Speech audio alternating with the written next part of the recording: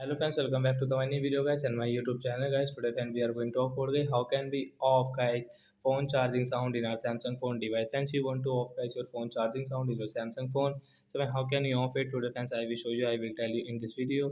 So before starting video friends, first of all go and subscribe the channel, click the bell icon and like the video. So friends, now let's see how can we off guys Samsung phone for charging sound. First of all guys, you will have to turn on guys your phone setting guys. After on phone setting guys, you can see this tab setting. Friends, click on guys your phone sound and vibration setting guys. Click on phone sound and vibration, then guys scroll it. Then click on guys your system sound and vibration control setting guys. Tap here. As you can see guys, this phone charging sound guys, we will off from the right side icon. After okay, when you will charge your Samsung mobile, so friends, your charging sound will not work in your Samsung phone device. So I have friends have understood how to turn off phone charging sound. So that's it guys. Thanks for watching the video. So bye friends. We will meet on next video guys with new topic guys.